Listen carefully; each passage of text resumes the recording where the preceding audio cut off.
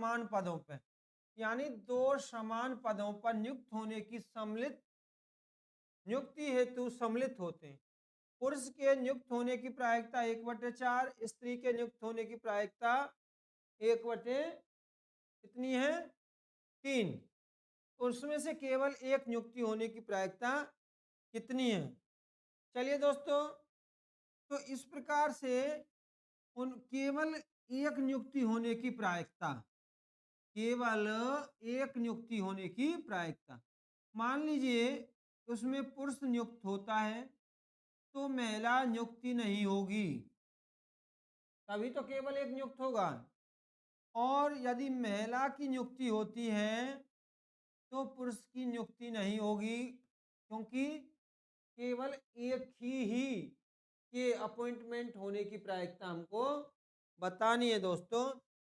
तो पुरुष के नियुक्ति होने की प्रायिकता 1/4 है और महिला के नियुक्ति ना होने की प्रायिकता 2/3 है।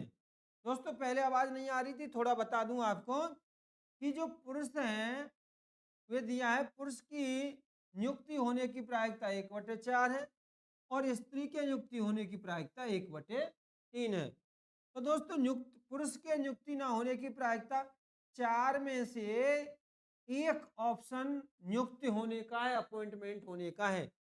तो 4 में से एक, तो 3 ऑप्शन अपॉइंटमेंट नहीं होने के हैं। इसी प्रकार से ये प्रायिकता है कि 3 में से एक प्रायिकता नियुक्ति होने की है और 2 प्रायिकता नियुक्ति होने की नहीं है।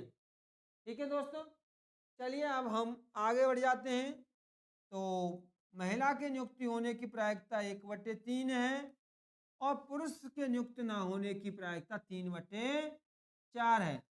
चलिए थोड़ा सा संक्षेप में बता देता हूं कि पुरुष के नियुक्त होना होता है, स्त्री नियुक्त नहीं होती है, या फिर यदि स्त्री नियुक्ति होती है तो पुरुष नियुक्ति नहीं होता, क्योंकि केवल उनमें से एक के नियुक्त होने की प्रायिकता पूछी है। तो 2/12 है प्लस में 3/12 है, और ये सब मिलके दोस्तों यदि हर बराबर हो तो अंश सीधे सीधे जुड़ जाता है।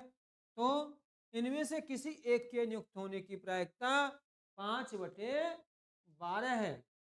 चलिए दोस्तों अब हम आगे बढ़ जाते हैं। एक कक्षा में 75% विद्यार्थी अंग्रेजी में। दोस्तों उसे देखकर आपको घबराना नहीं है, ठीक है, आपको उसको देखकर घबराना नहीं है, क्योंकि इसमें से 2-4 सवाल, यानी 2021 में जो पेपर हुआ था, 22 में हुआ था वो पेपर, लास्ट पेपर जनवरी 2022 में हुआ था। मैंने सभी पेपरों को विधिवत अध्ययन किया है और मैंने सबको देखा है। आज तक 4-5 सवाल छोड़ दीजिए, वो थोड़ा सा हाई स्टैंडर्ड के आते हैं, बाकी के सब 8वीं लेवल के ही आते हैं। आपको घबराने की जरूरत नहीं है और मैं आपको पूर्ण विश्वास दिलाता हूं, केवल आप इन पेपरों को पूरे दिमाग से 2 बार रिवीजन कर लेना, 2 बार पढ़ लेना, आप कुछ मत पढ़ना, निश्चित रूप से आप 25 प्लस अंक लाएंगे। चलिए दोस्तों अब हम आगे बढ़ जाते हैं।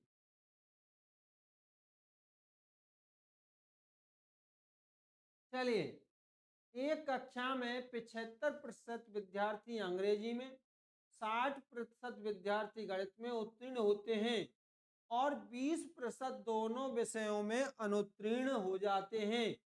उत्तीर्ण प्रतिशत क्या है? क्या दोस्तों आप इसका आंसर बता पाएंगे? बता पाएंगे तो बता दीजिए।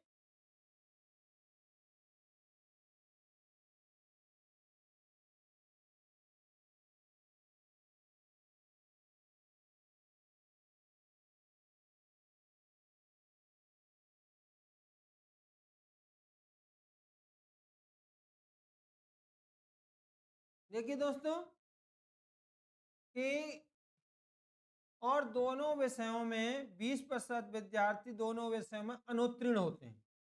क्या होते हैं? अनुत्तीर्ण। ये उत्तीर्ण दिया है और वो अनुत्तीर्ण दिए। तो प्रतिशत का मतलब है 100 में से, या 100 पर, या 100 में से। ठीक है दोस्तों। तो कौन अंग्रेजी में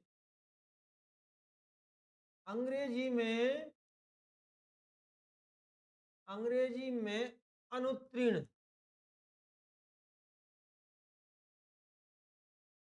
अंग्रेजी में क्या अनुत्तीर्ण लिखेंगे हम,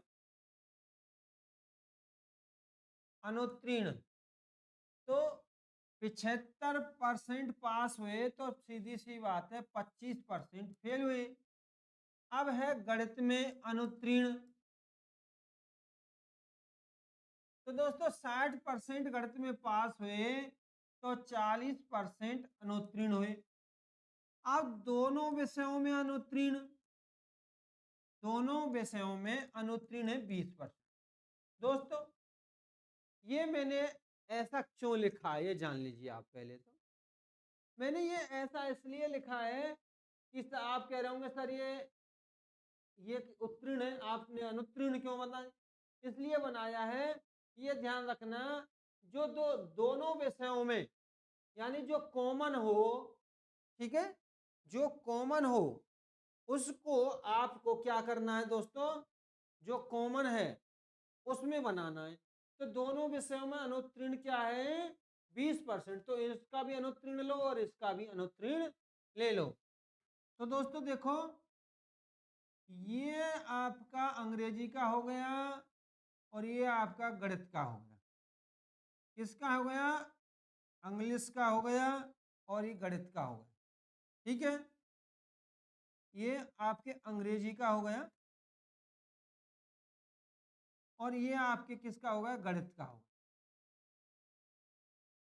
20% दोनों में अनुत्तीर्ण हुए। तो अंग्रेजी में 25%, कितने, 25% अनुत्तीर्ण हुए। तो इसका मतलब क्या है कि अंग्रेजी और गणित में मिलाकर 25% अनुत्तीर्ण हुए। तो दोनों में मिलाकर 20% अनुत्तीर्ण है। तो केवल जो अंग्रेजी में फेल हुए हैं वो 5% है। ठीक है। अब गणित में आपके 40% हैं, तो जो दोनों में तो 20 हैं, तो गणित में, केवल गणित में जो फेल हुए हैं केवल वो 20 है। ठीक है। अब देखिए अंग्रेजी में 5 और 20 25, और ये आपके गणित में 20 और 20 40, कुल मिला के आपके हो गए 45%।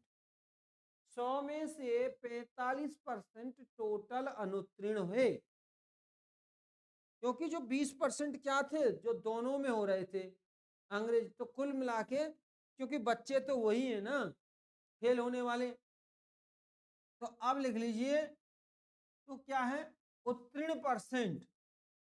तो दोस्तों अब तो आप कर ही सकते हैं, उत्तीर्ण प्रतिशत कुल कितने 100, 100 में से 45% अनुत्तीर्ण हुए तो आपके 55%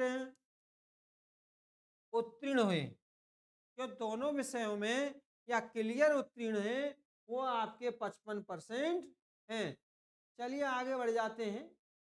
बहुत अच्छा सवाल है। आपको पूरी गणित नहीं पढ़नी है, केवल इतना ही पढ़ लेना है। जो साइंस स्ट्रीम के हैं और गणित स्ट्रीम के हैं तो उनके लिए तो मैं कोर्स भी कराऊंगा। यदि x plus Y plus Z बराबर 4, X square plus Y square plus Z square बराबर 6, तो ये थोड़ा एक्स्ट्रा हो गया है।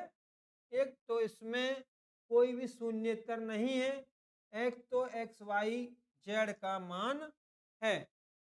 देखिए दोस्तों कि कोई भी पावर माइनस की हो तो 1 में जाकर वो प्लस हो जाती, या उस संख्या को उलटने पर वो प्लस की हो जाती। तो दोस्तों ये हो गया आपका 1/x प्लस में 1/y प्लस में 1/z बराबर 1। ये जो है आपका ये हो गया। ठीक है। तो 1x की पावर -1 को हम लिख सकते हैं 1/x। तो ऐसे ही y को, ऐसे ही z को। हमने एक्स वाई जेड लघुत्तम ले लिया, लासा ले लिया, तो एक्स से एक्स कट जाएगा तो वाई जेड रह जाएगा, वाई से वाई कटेगा तो जेड एक्स रह जाएगा, और जेड से जेड काट दिया, एक्स वाई बराबर 1। तो दोस्तों हम इसका क्रॉस मल्टीप्लाई करेंगे तो यह आपका एक्स वाई जेड यहाँ चला जाएगा, एक्स वाई जेड चला गया।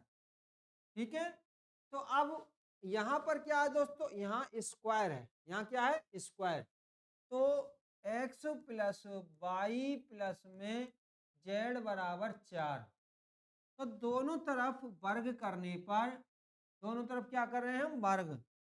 ठीक है दोस्तों, तो हमने कर दिया वर्ग, तो ये आपका यानी ये जो वर्ग होता है दोस्तों, X square plus Y square plus इसका जो वर्ग होता है दोस्तों, वो होता है X square plus Y square plus Z square. दोस्तों करना क्या है तुमको, जैसे कि इसमें कितनी भी संख्याएं, सबको क्या करना है, वर्ग कर लेना है। क्या करना है, वर्ग कर लेना है।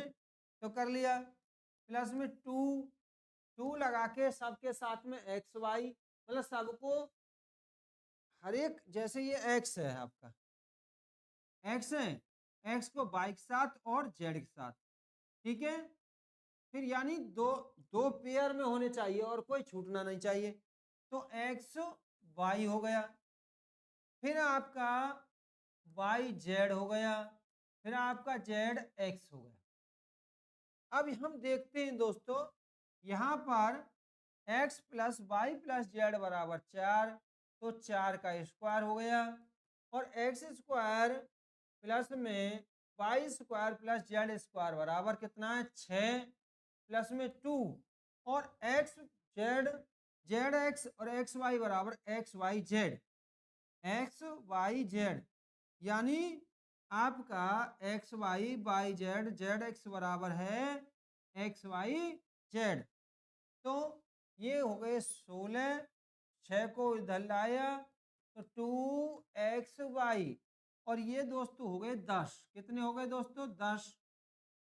तो इससे इसको काट दिया तो एक्स वाई बराबर 5 बार कट गया, तो दोस्तों ये आपका कितना आ गया, 5 आ गया। ठीक है दोस्तों, चलिए अब हम आगे बढ़ जाते हैं, अब हम आगे बढ़ जाते हैं।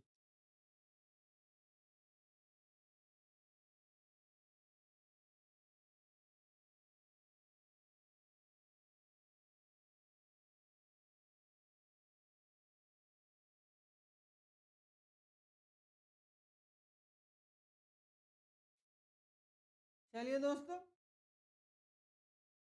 देखो आप केवल इसी प्रकार के सवाल आते हैं जो मैं करा रहा हूं, और जैसे जैसे मैं व्याख्या करूं उसका ध्यान रखना है आपको, और नहीं तो फिर मैं इसका कोर्स पढ़ाऊंगा, आपको कोर्स पढ़ लेना है।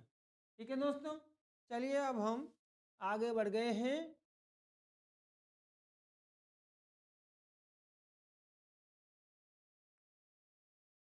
ये है log base 10a, log 10 base, तो ये है आपका, जब ये बेस है दोस्तों, क्या है, ये बेस है। ठीक है, तो ए बी का मान निम्न तरह से संबंधित होगा। तो दोस्तों ये इसमें, हाँ ये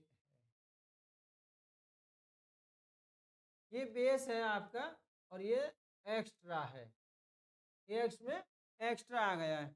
चलिए देखिए दोस्तों, एक फॉर्मूला होता है लॉग, मेरे प्यारे दोस्तों एक फॉर्मूला होता है लॉग बेस 10 एक्स, ठीक है, प्लस लॉग बेस 10 वाई, या ए भी ले लीजिए, कुछ भी ले लीजिए। तो दोस्तों इनमें आपस में एक बेस रह जाता है, और ये आपस में गुणा कर लेते हैं। ठीक है दोस्तों, तो हम ये लीजिए लॉग 10 ए प्लस में लॉग बेस 10 बी बराबर लॉग बेस 10 ए प्लस में बी। तो दोस्तों यहाँ हमारा ये वाला फॉर्मूला काम करेगा, यानी ए और बी का मल्टीप्लाई हो जाएगा। लॉग 10 बेस ए बी बराबर लॉग 10 बेस 10 ए बी हो गया।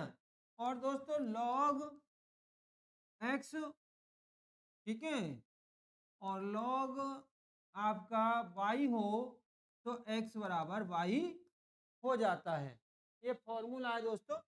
तो ये लीजिए आपका हो गया आपका, तो ए बी बराबर ए प्लस में बी हो जाएगा। अब हम क्या करें, इसको दोस्तों हम ऐसे भी लिख सकते हैं ए प्लस बी बराबर ए बी।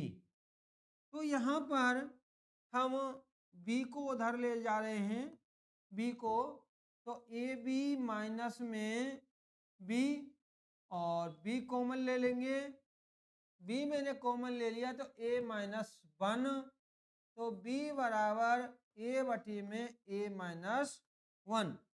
तो दोस्तों यहाँ पर ए का जो है प्लस वाला आंसर है, तो इसका मतलब इसमें अब हमें बी के मान पे चेक करना चाहिए। किसके मान पे बी चेक करना चाहिए?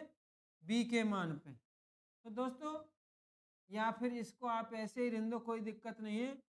तो हमने ए को इधर लिया, ए बी, यानी बी को हम इधर ला रहे हैं, बी को या ए को लाइए, क्योंकि हम बी को तो ला चुके हैं, तो ए कॉमन लेंगे तो बी माइनस 1 ये है, तो ए बराबर बी अपोन में बी माइनस 1। तो ये आएगा ए बराबर बी अपोन में बी माइनस 1 हुआ। ठीक है दोस्तों, चलिए अब हम आगे बढ़ जाते हैं।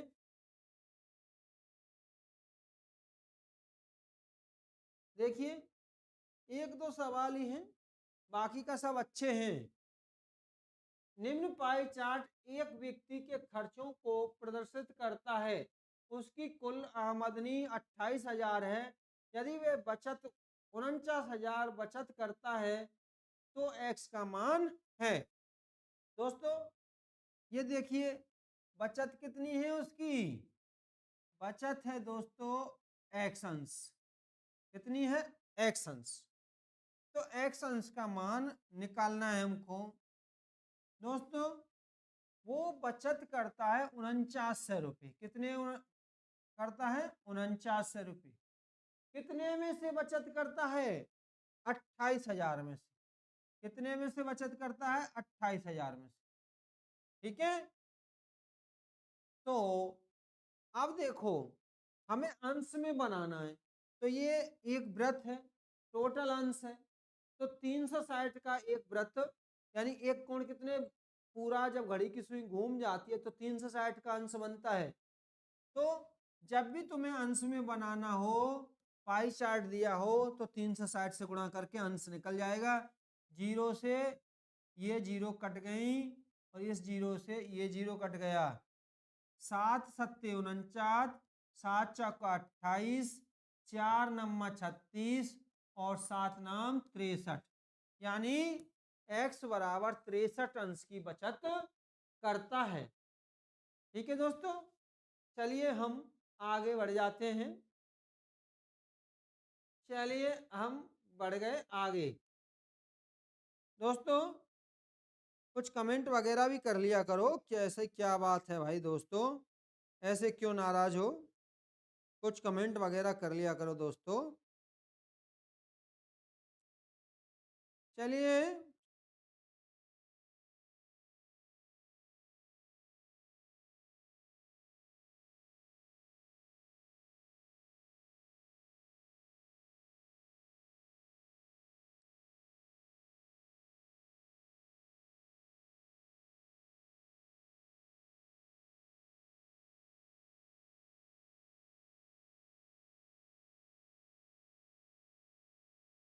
देखते हैं। दो सिरों से खुली हुई एक बेलनाकार नली धातु की बनी हुई है। उसका आंतरिक व्यास 11.2 सेंटीमीटर, लंबाई 21 सेंटीमीटर धातु की सभी जगह पर मोटाई 0.4 सेंटीमीटर है। धातु का आयतन है, क्या दोस्तों? धातु का आयतन है। ठीक है दोस्तों, धातु का क्या है? आयतन है। तो देखो दोस्तों, ये जो है आपका नली है, और नली जो है आपकी बेलनाकार है। क्या है? बेलनाकार नली है। ठीक, और दोनों सिरों से खुली हुई है। एक बेलनाकार नली धातु की बनी है। इसका आंतरिक व्यास जो है, व्यास जो आपका है 11.2 सेंटीमीटर। कितना है? 11.2 सेंटीमीटर। और लंबाई 21 सेंटीमीटर है। लंबाई कितनी है? 21 सेंटीमीटर। धातु की सभी जगहों पर मोटाई जो है आपकी, तो धातु का आयतन है। दोस्तों, ये जो मोटाई है आपकी, ये वाली, ये है आपकी 0.4 सेंटीमीटर। तो देखिए, इसकी हम निकालें त्रिज्या। त्रिज्या होती है आधी, 11.2/2, क्योंकि यहाँ देखो ये दिया है व्यास। क्या दिया है? व्यास। तो त्रिज्या आधी होती है 5.6 सेंटीमीटर त्रिज्या। अब ये जो हमारी 5.6 सेंटीमीटर है, इसमें आपको ये और जोड़नी है, जो इसकी मोटाई है ये जोड़नी है, और जुड़ के हो गई 6। ठीक है, जो तुम्हारी आंतरिक त्रिज्या है R1, ठीक है, वो 5.6 सेंटीमीटर, और बाहरी त्रिज्या दोस्तों इसमें हमने कितना जोड़ दिया? 0.4, तो 0, 5 और 1 6, तो ये हो गए 6 सेंटीमीटर। अब कह रहा धातु की तो धातु का आयतन है, तो बेलन का आयतन होता है πr²h, ये आयतन होता है। और यदि ये खोखली हो तो क्या होता है? जैसे अब ऊंचाई, तो ये तो बराबर है बाहरी त्रिज्या का स्क्वायर माइनस आंतरिक त्रिज्या का स्क्वायर। ठीक है दोस्तों, बाहरी त्रिज्या का स्क्वायर माइनस आंतरिक त्रिज्या का स्क्वायर। तो ये लीजिए, पाई बराबर 22/7 होता है। ऊंचाई दोस्तों 21 है। ऊंचाई कितनी है दोस्तों? 21 है, गुणा में 6 स्क्वायर, क्योंकि बाहर की त्रिज्या कितनी है? 6 स्क्वायर, माइनस में 5.6 स्क्वायर, 5.6 स्क्वायर। दोस्तों ये लीजिए, ए स्क्वायर माइनस बी स्क्वायर बराबर होता है ए प्लस बी और ए माइनस बी। यानी इस प्रकार से हो तो एक बार जोड़ देते हैं और एक बार हम घटा देते हैं। तो 6 माइनस 6 प्लस में 5.6, ठीक है, और 6 माइनस में 5.6, तो ये हो गया 11.6, गुणा में ये घटाएंगे तो 0.4 हो जाएगी।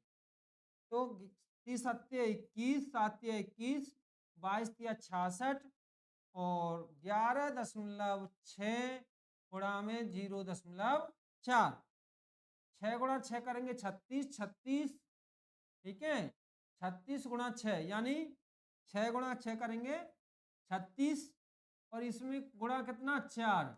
हमने इसका इकाई का अंक ले लिया और इसका 6 चौका 24, इकाई का अंक कितना है? 4। हम देखते हैं ऑप्शन में केवल कोई ऐसा ऑप्शन है, तो देखिए केवल यहीं पर इकाई का अंक 4 आ रहा है, तो ये हमारा आंसर हो गया। बाकी की आप अपने शौक मौज के लिए आगे भी इसे सॉल्व कर सकते हैं। चलिए दोस्तों, अब हम आगे बढ़ जाते हैं।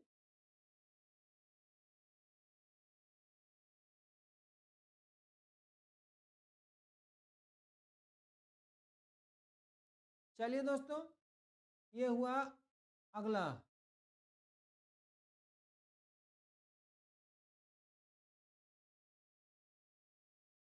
ये एक संख्या दे रखी है, x बराबर 22 की घात 3 प्लस 144 की घात 3 माइनस 166 की घात 3 हो, तो x अवश्य विभाजित होगा। तो दोस्तों आप देख रहे हैं यहां पर x बराबर दिया है a की घात 3 प्लस b की घात 3 और माइनस c की घात 3। तो x अवश्य विभाजित होगा। देखो दोस्तों, यदि a plus b plus c बराबर 0 तो a cube plus b cube plus c cube बराबर होता 3abc, ये होता है। ठीक है, तो यहां देखते हैं हम a बराबर 22 है और b बराबर 144 है और c बराबर 166 बराबर 0, ये जुड़ के हो रहे 0। तो ये सूत्र काम करेगा, यानी 22 का क्यूब प्लस में 144 का क्यूब माइनस में 166 का क्यूब। तो दोस्तों यहाँ a क्यूब और ये आपके हो गए, कितना हो गया, a क्यूब b क्यूब और c क्यूब, और ये जुड़ के 0 हो गए। ये जुड़ के कितने हो गए दोस्तों, 0 हो गए। तो ये हो जाएंगे 3a 22 b 144 और 166। ठीक है दोस्तों, यहां हम देखेंगे अब ये कह रहा है कि ये किसका गुणनखंड है। तो 3 तो ये हो गया, 11 दूनी 22 ये हो गया, 11 दूनी 22। ये लीजिए, अब ये जो आपका 144 है इसे 12 गुणा में 12 कर सकते हैं, 12 गुणा में 12, और इसको किससे काट सकते हैं हम, 2 से काट देंगे तो 2 अट्ठे 16 और 2 तिया 6। अब यहां देखेंगे हम, ये 12 बन रहा है, ये भी 12 बन रहा है, 2 दूनी 4, 4 तिया 12, तो 11 गुणा में 12 गुणा में 12 गुणा में 12 गुणा में क्या 83। तो ये देख लीजिए कौन सा मैच कर रहा है, 7 तो उसमें है ही नहीं, ये भी आंसर नहीं रहा। 11 और 23 इसमें, 11 तो है लेकिन 23 नहीं है, ये भी आंसर नहीं रहा। 13 नहीं है इसमें, ये भी आंसर नहीं है। 12 और 83 दोस्तों, इन दोनों में 12 और 83 है, इन दोनों में क्या है 12 और 83। तो ये पूरी संख्या अवश्य 12 और 83 से विभाजित होगी, यानी 22 का क्यूब करेंगे और जोड़ेंगे, 144 का क्यूब करेंगे और जोड़ेंगे, 166 का क्यूब करेंगे और इसमें इन दोनों के जोड़ में से घटाएंगे, तो वो संख्या हमारी 12 और 83 दोनों से हर कीमत में विभाजित होगी दोस्तों। चलिए अब हम आगे बढ़ जाते हैं। चलो दोस्तों बताइए इसका क्या आंसर आएगा।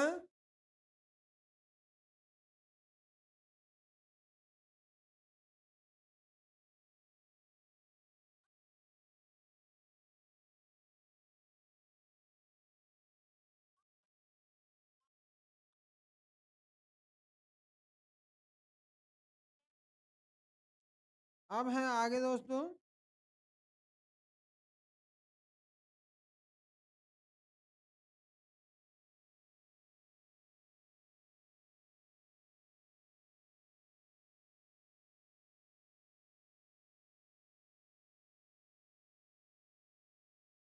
यदि x plus Y plus Z का माध्य a हो तथा x plus Y plus Z का योज्य प्रतिलोम एक्स वाई हो, तो x square plus Y square plus Z square का, यानी X square Y square Z square का माध्य है। चलिए दोस्तों आगे बढ़ जाते हैं। तो देखिए ये दिया है एक्स वाई और जेड का माध्य, क्या दिया है, एक्स वाई और जेड का माध्य दिया है।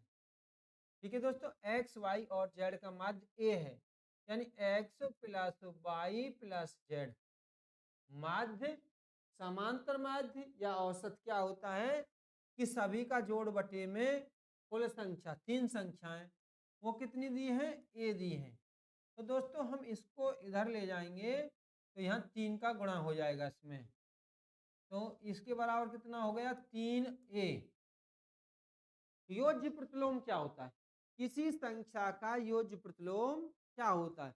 जब दो संख्याएं जुड़ के 0 हो जाएं तो वे एक दूसरे को योज्य प्रतिलोम कहलाती हैं। या हम ये कह सकते हैं वे संख्याएं जो किसी संख्या के सामने उसका चिन्ह बदल दो, प्लस का है तो माइनस का कर लो, माइनस का है तो प्लस कर दो, तो वो एक दूसरे के योज्य प्रतिलोम कहलाते हैं। चलिए दोस्तों, तो x plus Y plus into Z का योज्य प्रतिलोम एक्स वाई है और दो योज्य प्रतिलोम और संख्या जुड़ के होते हैं 0। ये लीजिए 0 हो गए, तो इसका गुणा कर दीजिए एक्स जेड प्लस में वाई जेड प्लस में एक्स वाई बराबर 0 निकल के आ गया। तो x square plus Y square plus Z square का माध्य है। तो दोस्तों X square plus Y square plus Z square का माध्य, तो माध्य क्या है? सब संख्याओं को जोड़ के बटे में कुल संख्या। ठीक है दोस्तों, तो यहां हम देख रहे हैं कि स्क्वायर दिया है। क्या दिया है? स्क्वायर दिया है। ठीक है दोस्तों, तो अब ले लीजिए आगे का माहौल लेते हैं।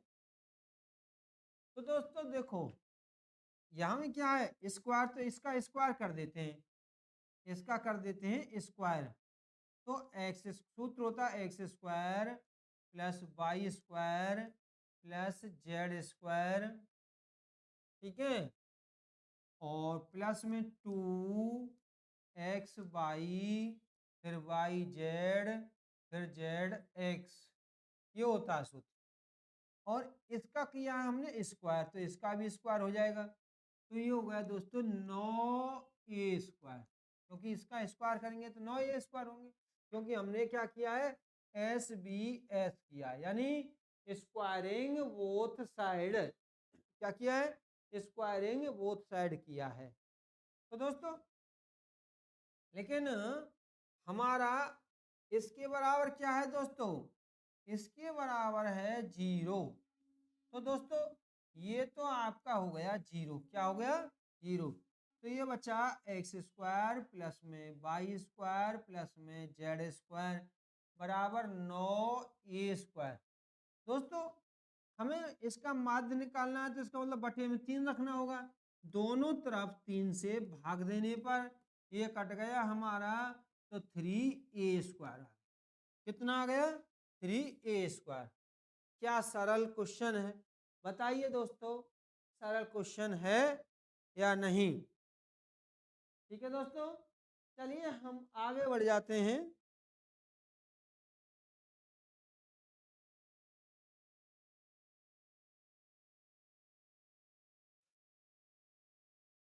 प्रेम सिंह रावत जी, अतश्री लव जी, बहुत बहुत वेलकम, आप सभी का स्वागत है। सभी स्टूडेंट का हमारे यहाँ स्वागत है। मेरे प्यारे दोस्तों, आप थोड़ा कमेंट कर लिया करो, शेयर कर लिया करो। आप हमारे छोटे, क्या है, सॉरी थोड़ा सा मिस्टेक हो गया था। देखिए दोस्तों 99 तीन संख्याओं का योग 58 है। पहली संख्या का दूसरी संख्या से अनुपात आपका है 9:4:9 है, और दूसरी और तीसरी का अनुपात 9:16 है, तो दूसरी संख्या से तीसरी संख्या का योग है। तो दोस्तों करना क्या होगा हमको कि ये आपका पहली संख्या और दूसरी संख्या यानी x अनुपात y, ठीक है, पहली संख्या मान ली x और दूसरी मान ली y और तीसरी मान ली z। ये है आपका 4:9 दिया है।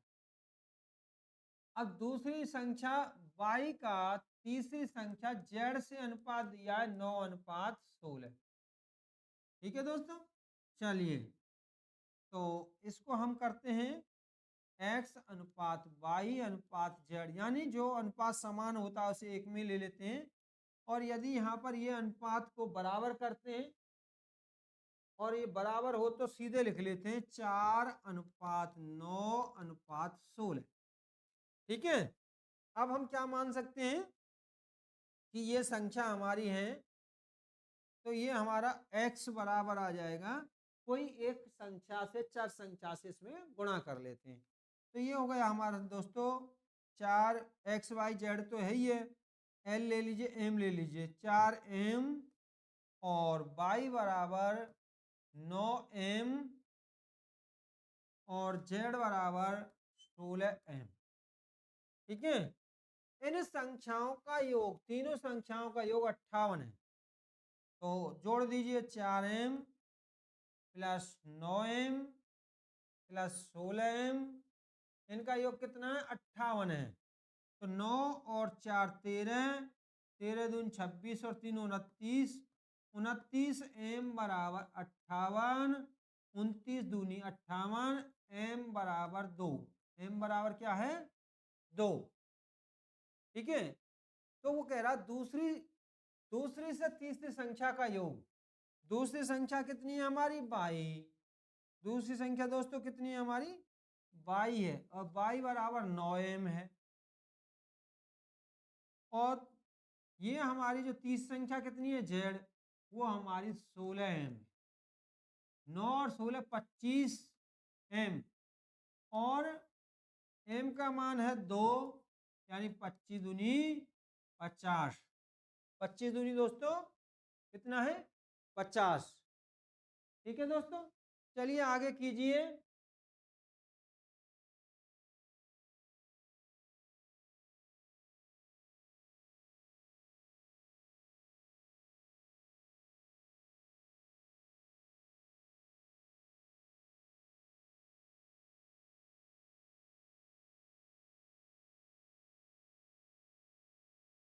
बहुत अच्छे, बहुत अच्छे।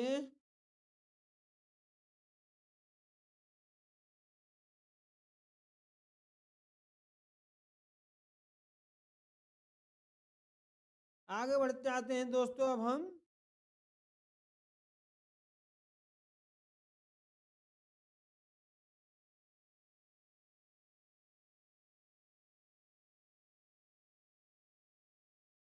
ये प्रश्न बहुत अच्छा है और लगभग ज्यादातर परीक्षाओं में आता है। ये प्रश्न आपका बहुत अच्छा है और अधिकांश परीक्षाओं में ये आपके में आता है। चलिए दोस्तों, क्या आप इसका आंसर बता सकते हैं? यदि हाँ तो बता दीजिए, नहीं तो हम बता ही देंगे आपको आंसर। चलिए आगे है,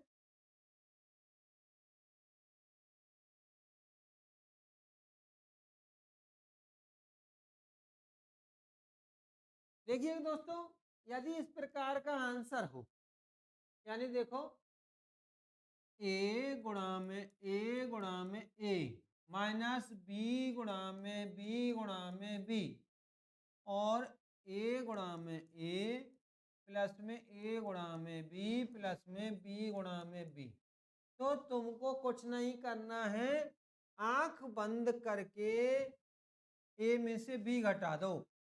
8.9 माइनस 3.7, 2 बचे 5 बचे, 5.2 आपका आंसर हो जाएगा। ठीक है, तो दोस्तों हो कैसे जाता है ये बताते हैं हम आपको। ये जो है ए क्यूब बन गया, कितना बन गया दोस्तों ए क्यूब, और ये बन गया माइनस बी क्यूब, और ये वाला सूत्र बन गया ए स्क्वायर प्लस में B square, a square plus में ए बी प्लस में बी स्क्वायर, ये बन गया। तो जो ए क्यू होता है, ए क्यू प्लस बी क्यू, दोस्तों वो क्या होता है, ए क्यू प्लस बी क्यू का जो फॉर्मूला होता है ए माइनस बी गुणा में ए स्क्वायर प्लस में ए बी प्लस में बी स्क्वायर होता है, और ए माइनस बी, ये कट दीजिए, ये बचा, नहीं सॉरी दोस्तों, हाँ ऊपर ये आ गया और नीचे क्या है, नीचे ये है ए स्क्वायर प्लस में ए बी प्लस में बी स्क्वायर। ठीक है, तो ये हमारा ऊपर फॉर्मूला लिख दिया हमने, और ये से ये कट गया, ये माइनस बी बच गया, और ए ये है और बी ये है, दोनों घटा दिए। ठीक है दोस्तों, चलिए अब हम आगे बढ़ जाते हैं। ये लीजिए एक प्रश्न आ गया, का मान होगा जो कि एक्स वाई जेड बराबर 1। एक्स वाई जेड बराबर कितना है दोस्तों? 1। क्या आप इसका आंसर बता पाएंगे? यदि हाँ तो थोड़ा बताइएगा।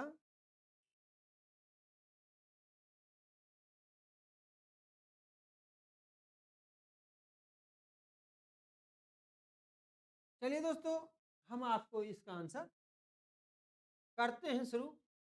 देखो तीनों ये बराबर दिए हैं, तो माना x की पावर 1/a बराबर y की पावर 1/b बराबर z की पावर 1/c बराबर k मान लीजिए, कुछ भी मान लीजिए जो तुम्हें मान। तो एक को हल कर लेते हैं हम। तो x एक को हल कर लेते हैं, x की पावर 1/a बराबर k। दोनों तरफ log ले लिया, दोनों तरफ क्या ले लिया? log ले लेंगे हम। log x की पावर 1/a बराबर log k।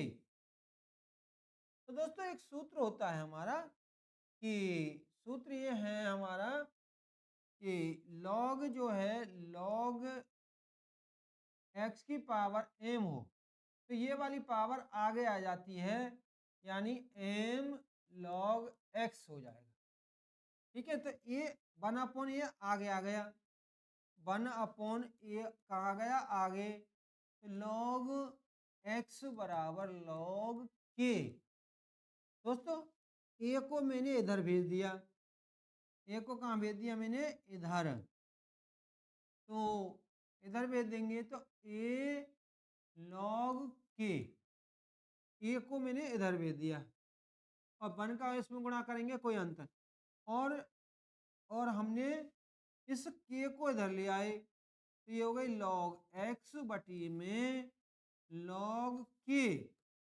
ठीक है दोस्तों, अब हम तुम्हें बता दें log a अपॉन में log b हो तो क्या होता है? ये नीचे वाला आधार बन जाता है और ऊपर वाला ऊपर ही रह जाता है। ठीक है, तो दोस्तों ये k आधार बन जाएगा, इसका log बेस के x बराबर a, या a बराबर हमारा हो गया ये। ठीक, तो दोस्तों b बराबर देखिए log k तो आएगा ही, क्योंकि b की y की पावर 1/a, तो पावर a बराबर log x हो गया, ऐसे b बराबर log y हो जाएगा, log y। ऐसे c बराबर हो जाएगा log ये z। क्या हो गया दोस्तों? z। अब हमको ये तीनों जोड़ने हैं। क्या करने हैं दोस्तों? अब हमको ये तीनों जोड़ने हैं। चलिए थोड़ा कलर बदल लेते हैं, तुम्हें थोड़ा सा आनंद आ जाएगा। a plus b plus c बराबर log k x प्लस में log k y प्लस में log k z। ठीक है, तो दोस्तों एक सूत्र होता है हमारा log m plus log n plus log p बराबर होता है, इन तीनों का हो जाता है multiply m n p, m n p। ठीक है, तो ये a प्लस में b प्लस में c बराबर log, ठीक है, के x y और z। ठीक है, इस प्रकार से। अब क्या है? अब देखिए इसका मान है, तो लोगों दोस्तों जो एक्स वाई जेड का मान 1 दिया हुआ है, कितना दिया है मान? 1। a प्लस बी प्लस सी बराबर log ये लीजिए 1, और log 1 का मान होता है दोस्तों 0। कितना होता है? 0। तो ये पूरा a प्लस बी प्लस सी बराबर हो गया 0। घबराइए ना दोस्तों, ये आपका टीजीटी ग्रुप का पेपर है। ठीक है, और जिसको लॉग की प्रॉपर्टी आती है, या जिसने 10वीं में, ये 10वीं के पेपर से अधिक कुछ नहीं आ रहा है, 10वीं में जिसने पॉलिटेक्निक का पेपर देखा होगा उससे ज्यादा ये कुछ नहीं है। वैसे इसमें 8वीं तक के सवाल, 25 सवाल 8वीं तक के हैं और 5 सवालों का स्टैंडर्ड थोड़ा ज्यादा है। हम बता दें कक्षा 8 में भी लॉग पढ़ाया जाता है, 9 में भी लॉग पढ़ाया जाता है। ठीक है, चलिए दोस्तों अब हम आगे बढ़ जाते हैं। ये लीजिए, का n पदों का योग है, यानी ये 2 फिर 22 फिर 2 से 22, यानी एक अंक बार बार पढ़ रहा है, तो n पदों का योग क्या है ये आपको बताना होगा।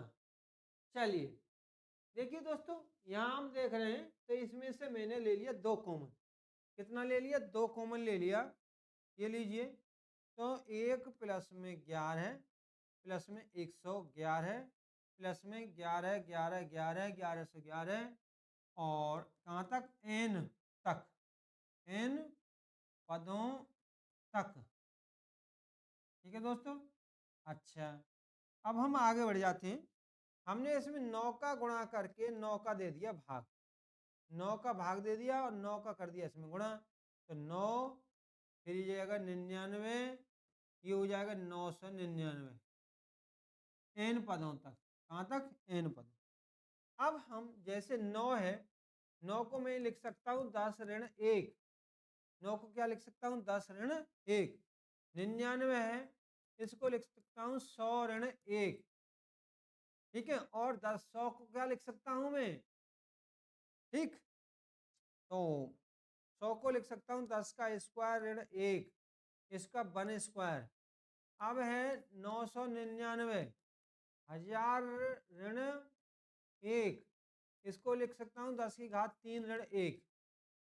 ठीक है, तो यहाँ पर 9 की जगह 10 ऋण 1, तो यहाँ पर दोस्तों 2/9। इस प्रकार से मैंने 9 की जगह 10 की घात 1 ऋण 1, ठीक है, -1 प्लस, इधर हम देख रहे हैं 10 की घात 2 ऋण 1, 10 की घात 2 ऋण 1 प्लस, यहाँ देखिए 10 की घात 3 ऋण 1, 10 की घात 3 ऋण 1। ठीक है, कहाँ तक है दोस्तों? n पदों तक। कहाँ तक है ये? n पदों तक। तो देखिए 10 10 10 को मैंने एक तरफ लिख रहा हूं मैं, 10 10 को एक तरफ लिख रहा हूं मैं दोस्तों। ये देखिएगा क्या है, 10 10 को हमको एक तरफ लिखना है। ठीक दोस्तों, तो 2 में ये हो गया, तो 10 10 की घात 1, 10 की घात 2, 10 की घात 3, 10 की घात, अब 4 आएगा, n पदों तक। ठीक है दोस्तों, अब देखिए ऋण 1 ऋण 1 ऋण 1 n तक। अब देखेंगे हम 2/9 है, कितना है? 2/9, तो 10 कॉमन ले लिया मैंने इसमें से, तो 1 धन 10 की घात 1 धन 10 की घात 2 धन 10 की घात 3 और कहाँ तक? n तक। देखो ऋण 1 और ऋण 1 ऋण 2 होते हैं, ऋण 1 ऋण 1 ऋण 1 ऋण 3 होते हैं। ऐसे ही दोस्तों जैसे 2 बार है तो ऋण 2, 3 बार है तो ऋण 3, तो ये ऋण ऋण ऋण कहाँ तक है? n तक, तो जुड़ के हो गया ऋण का n। ऋण के कितना हो गया दोस्तों? ऋण का n हो गया। अच्छा, अब देखिएगा आप लोग, ये हो गया, तो 2/9 तो आपका है ही है, 10 ये है ही है आपका, 10 ये आपका है ये। तो एक सूत्र होता है इसके लिए, जैसे कोई संख्या है हमारी a की पावर, जैसे 1 प्लस में a प्लस में a स्क्वायर प्लस में 1 घात 3, कितनी? 3 घात दोस्तों। और कहाँ तक, ए की घात n। तो दोस्तों इसका जो सम होता है, सम यानी Sn, वो होता है ए की घात n ऋण 1 बटे में a ऋण 1। ठीक है दोस्तों, ये इसका एक सूत्र होता है। तो इस प्रकार से दोस्तों ये हो गया 10 की घात n माइनस 1 बटे में 10 ऋण 1, और ये माइनस में n है ये तुम्हारा। ठीक दोस्तों, चलिए 10 में से 1 गया तो 9 बचे, 10 में से 1 गया तो कितने बच गए, 9 बच गए, 9। ठीक, तो अब दोस्तों ये आपके हो गए 2/9। अब देखते हैं आंसर मैच करते हैं। 2/9 मझला कोष्टक में है आपका 10/9, 10 की घात n माइनस 1 माइनस 1। देखिए दोस्तों, ये प्रकार का आपका प्रश्न, आपका आंसर केवल कितना है, केवल एक ही है। ठीक है दोस्तों, आपका ये आंसर है। चलिए, नेट पे इसके वीडियो बहुत कम पड़े हैं। चलिए, लेकिन आपको चिंता करने की बात जरूरत नहीं है, आपका भाई आपके साथ है। यूपी टेट में से 30 अंक दिलाएगा। यूपी टेट और सी टेट की भी मैं तैयारी कराऊंगा दोस्तों।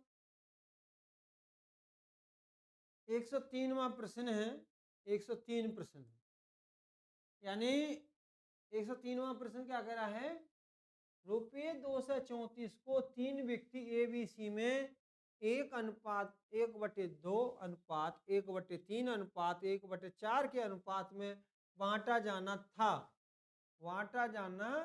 था, परंतु गलती से 2:3:4 के अनुपात में बांट दिया। किसको सबसे अधिक और कितना लाभ हुआ। पहले तो दोस्तों ये जान लो आप लोग, ए बी और सी 1/2 1/3 और 1/4 ये दिया हुआ। ठीक है दोस्तों, तो इनमें आपको करना क्या है, इनके लासा से गुणा कर दो। लासा इसका 12 हो गया, गुणा 12 गुणा 12 गुणा में 12, 2 छिक्के 12, 3 चौका 12 और 4 तिया 12। तो यानी ए का अनुपात था 6 और बी का अनुपात था 4 और सी का अनुपात था 3। तो लेकिन गलती कहाँ हुई है, गलती से जो अनुपात मिले हैं वो मिले हैं 2:3:4। मिलने चाहिए तो 6:4:2 मिल गए। ए को 2, बी को 3 और सी को 4। सी का कितना था, सबसे कम, और सी को यहाँ मिल गया गलती से ज्यादा। तो सब ये तो हमारा आंसर आ गया कि सी को सबसे अधिक मिलेगा। सी को, तो सी वाला आंसर हमारे यहाँ केवल एक ही है, ये मिल गया आंसर। आंसर तो गया मिल। अच्छा, अब हम कैसे निकालेंगे, किसको सबसे अधिक और कितना लाभ हुआ। तो देखिए दोस्तों, यानी हम ए का निकाल रहे हैं, पहले पहले उससे ए का रुपये कितने, 234, यानी अनुपात का जब हमें हिस्सा निकालना होता है दोस्तों, तो हम क्या करते हैं, जो कुल राशि है उसको ऊपर रख लेते हैं और अनुपात के जोड़ते दे देते हैं भाग। तो 6 और 4 10 और 3 13, और जिसका निकालना होता है उसका गुणा कर देते हैं। ए का निकालना है तो ए का गुणा कर देते हैं। तो 13 एकम 13 बचे 4, 13 अट्ठे 104, और दोस्तों 18 छिक्के 108 होते। ठीक है, अब बी का निकाल लेते हैं। देखो दोस्तों, ये तो हर बार 234/13 आएगा और ये 18 आएगा, 18 और गुणा में 4, ये हो गया आपका 72। कितना हो गया, 72 हो गया दोस्तों। और सी का कितना आएगा, 18 गुणा में 3, 18 3 36। ठीक, अब यहां से ले लीजिए, 234 को किस अनुपात में बांट दिया, 3 और 2 5 और 4 9 अनुपात में बांट दिया। तो ए को कितना हिस्सा मिलेगा? 2 हिस्सा मिलेंगे इसको। 9 दूनी 18, 9 दूनी 18, बचे कितने? 5 और 9 छिक्के 54, यानी 26 दूनी 52। ये हर बार दोस्तों 26 ही रहेगा। 26 गुणा 3, 26 तिया 78, और सी बराबर 26 गुणा में, सी बराबर 26 गुणा में 4, 26 दूनी 52 दूनी 104। तो देखो दोस्तों, किसको सबसे ज्यादा फायदा हुआ है? सी को सबसे ज्यादा, गलती होने से सी को सबसे ज्यादा रकम मिली है, और जबकि सी को सबसे कम रकम मिलनी चाहिए थी, 36 मिलनी चाहिए। कितनी मिलनी चाहिए थी दोस्तों? 36 मिलनी चाहिए थी दोस्तों। ठीक है।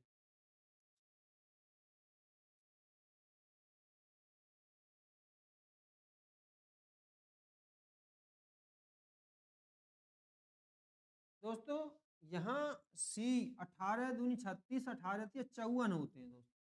क्या होते हैं? 54। ठीक है। तो सी को कितने मिल गए? 104। मिलने कितने थे? 54, यानी 50 रुपये का फायदा हो गया। ठीक है दोस्तों, चलिए अब हम आगे बढ़ जाते हैं। 7 अंकों की सबसे बड़ी पूर्ण वर्ग संख्या है, यानी 7 अंकों की होनी चाहिए, और क्या होना चाहिए? पूर्ण वर्ग संख्या होनी चाहिए। चलिए दोस्तों, हम आगे बढ़ गए। देखिए, पूर्ण वर्ग संख्या बिना मेहनत ही बता देता हूं आपको। किसी में इकाई का अंक 2, 3, 7, 8 हो तो वह संख्या पूर्ण वर्ग नहीं हो सकती है। तो ये संख्या पूर्ण वर्ग नहीं है, ये संख्या पूर्ण वर्ग नहीं है। और दोस्तों 99, 9, 99, 9 को छोड़कर 99, 99, 99, और ये संख्या भी आपका पूर्ण वर्ग नहीं है, केवल ये संख्या आपकी पूर्ण वर्ग है। ये 9 पूर्ण वर्ग है, 99 पूर्ण वर्ग नहीं है, 99, 99, 999 पूर्ण वर्ग नहीं है। ठीक है दोस्तों, तो ये भी पूर्ण वर्ग नहीं है, केवल ये पूर्ण वर्ग है। चलिए आगे बढ़ जाते हैं। एक रेलगाड़ी ए और बी 2 स्टेशनों के बीच चलती है। जब वह ए से बी तक जाती है तो उसकी औसत चाल 90 किलोमीटर, 90 किलोमीटर प्रति घंटा है। जब वह बी से ए तक वापस जाती है तो उसकी चाल 110 किलोमीटर प्रति घंटा है। दोस्तों आपको इसके लिए मैं एक रामबाण सूत्र बता देता हूं। एक ही चाल हो, ठीक है, जाने की मतलब एक ही दूरी हो और चाल अलग अलग हो, तो उसका औसत होता है, औसत चाल होती है। रामबाण सूत्र बता देता हूं, या इसको आप ट्रिक के लीजिए, कुछ भी कह लीजिए। औसत चाल बराबर 2x/y प्लस में x प्लस, यानी जाने की चाल 2 गुणा में जाने की चाल गुणा आने की चाल बटे में दोनों चालों का योगफल। तो 2x कितना है तुम्हारा? 90, वापसी कितनी है? 110, बटे में 110 और 90 दोष है, कितने हो गए? दोष है। ये जीरो से ये जीरो, ये जीरो से ये, 2 से 2, 11 9 99, 11 9 99 किलोमीटर प्रति घंटा, 99 किलोमीटर प्रति घंटा हो जाएगा। ठीक है दोस्तों, चलिए अब हम आगे बढ़ जाते हैं दोस्तों।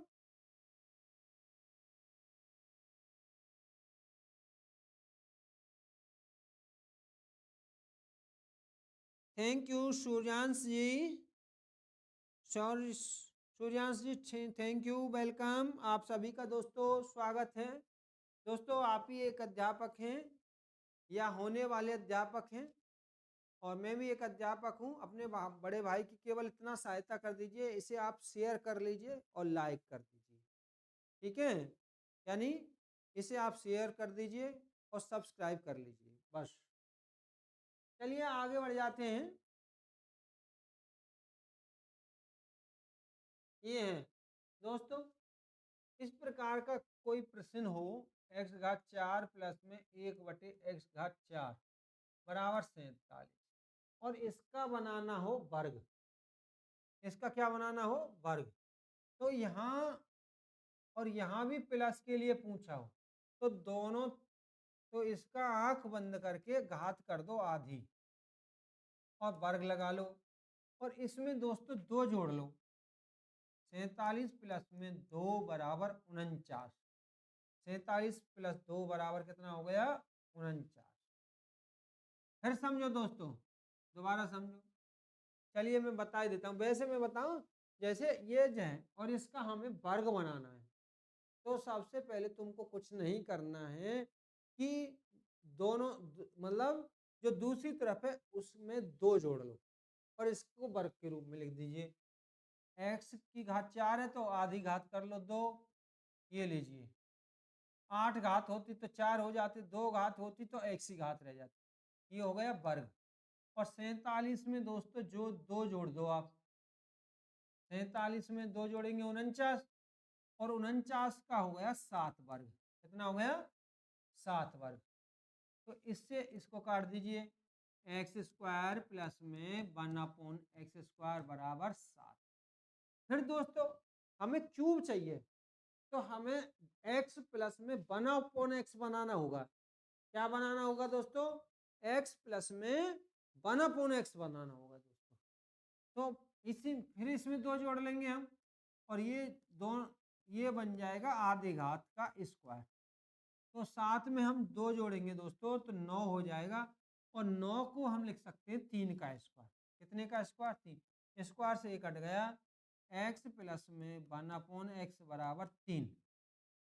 ठीक है दोस्तों, x प्लस में 1/x बराबर 3। अब आ जाइए दोस्तों, x प्लस में 1/x बराबर 3। x प्लस में 1/x बराबर कितने हैं? 3। दोनों तरफ क्यूब करने पर, क्योंकि हमको ये निकालना है ना, तो दोनों तरफ क्यूब करने पर ये कर दिया। तो तुम्हें बता देता हूं मैं यहाँ पर कि a प्लस बी का होल क्यूब बराबर a³ प्लस में b³ प्लस में 3ab a प्लस में b। ठीक है, तो a³ प्लस में 1/x³ प्लस में 3x into 1/x, x plus में 1/x, और ये हो गया 27। कितना हो गया दोस्तों? 27। हमको केवल ये चाहिए। क्या चाहिए? ये कट गया। x³ प्लस में 1/x³। चलिए दोस्तों, तो यहाँ पर 3 तो है ही है, और इसकी जगह क्या है दोस्तों? इसकी जगह भी 3 है। हो गया बराबर 27। दोस्तों 3 9, 9 को हम इधर ले जाएंगे तो माइनस का हो जाएगा। हो गया माइनस का। तो दोस्तों x³ प्लस 1/x³ बराबर 18। कितना हो गया दोस्तों? 18 हो गया। ठीक है दोस्तों, चलिए दोस्तों अब हम आगे बढ़ जाते हैं।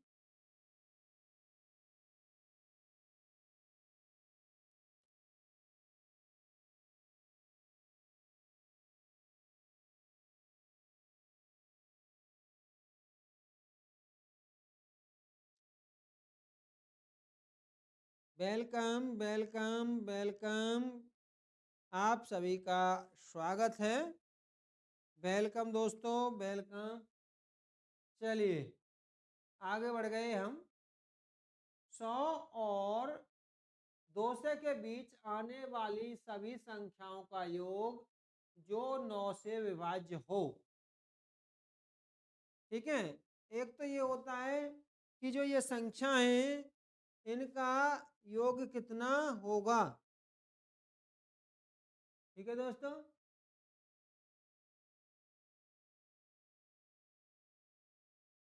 तो देखिए 9 9 से विभाज्य करेंगे तो 12 नम्मा 108, पहली संख्या हो जाएगी 108।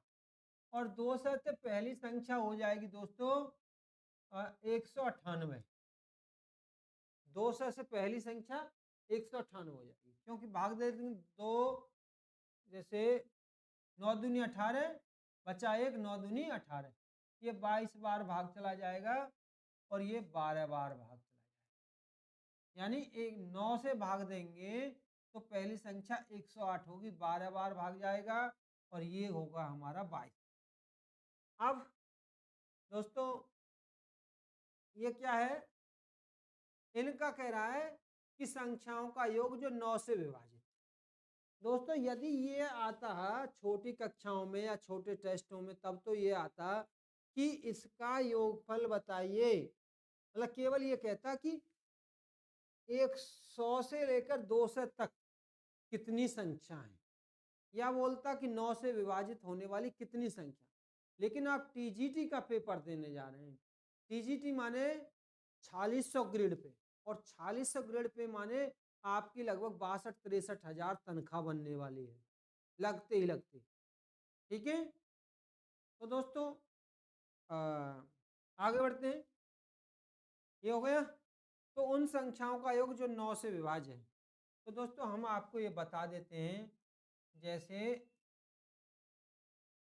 बीच आने वाली संख्या, लेकिन 100 और 200 के बीच आने वाली संख्या, लेकिन भाई 108 तो इसी के बीच में है ना, तो ये तो 108 तो गिनी जाएगी।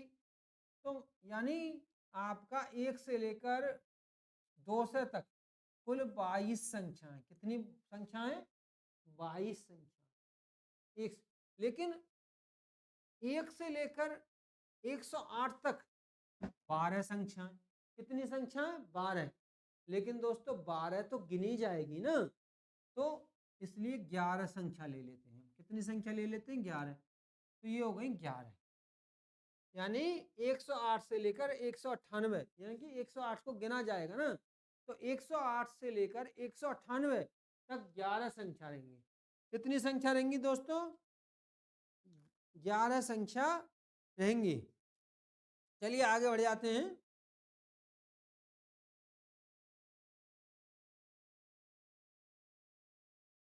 तो इनका जो जोड़ पूछा है, जोड़ SN, वो होता है N/2 A प्लस में Z मान लीजिए, या कुछ मान लीजिए, या B मान लीजिए।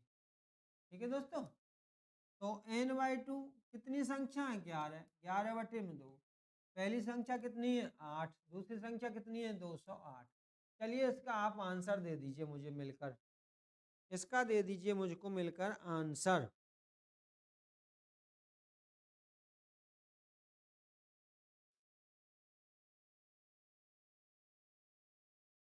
चलिए दोस्तों, ये हो गया 11/2 गुणा में 8 दूनी 16 और 2 और 1 3, ऐसे काट दीजिए। 2 एकम 2, कितना बचा आपका, 1 बचा, और 2 पंजे 10, 2 अट्ठे 16, 158 गुणा में 11।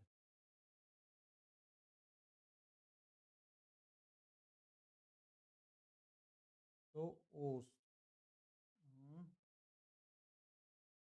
8 दूनी 158, सॉरी दोस्तों यहाँ 198, कितनी है, 198,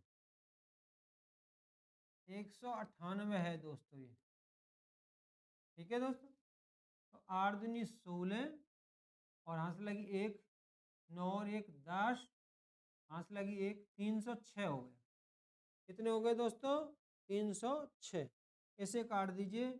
ये हो गए आपके 153, कितने हो गए, 153 हो गए दोस्तों। और 11 तिया 33, एक ही संख्या में 3 है, इकाई का अंक एक ही संख्या में कितना है, 3।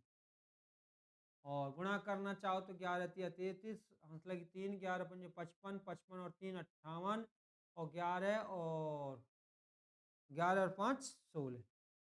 ठीक है दोस्तों। अब हाँ दोस्तों, सूर्यांश ने दिया है आंसर। चलिए,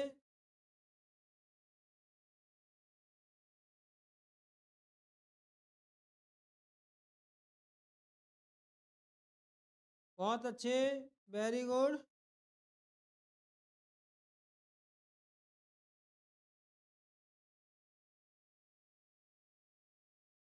चलिए अब हम आगे बढ़ लेते हैं।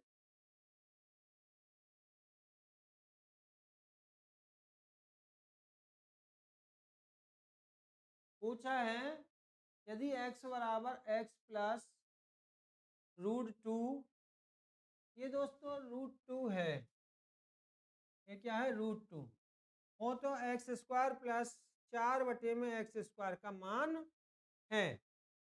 तो चलिए दोस्तों हम आगे बढ़ जाते हैं इसके लिए। देखो स्क्वायर दिया है, पहले स्क्वायर कर लेते हैं एक बार। x बराबर 2 प्लस में √2 स्क्वायर करेंगे, ये लीजिए कर दिया, तो x square a square a plus b का होल स्क्वायर कितना होता है, a square plus b square plus में 2ab होता है। प्लस में क्या होता है दोस्तों 2ab, तो ए स्क्वायर यानी 2 का स्क्वायर प्लस √2 का स्क्वायर प्लस में 2ab, तो ये हो गया 4। रूट से स्क्वायर कट जाता है, +2 + 4 √2, तो 4 और 2 6, 6 प्लस में 4 √2। ठीक है, तो दोस्तों एक्स स्क्वायर प्लस में 1/x², तो ये हो गया 6 प्लस में 4 √2 प्लस में यहाँ क्या है 4 है, और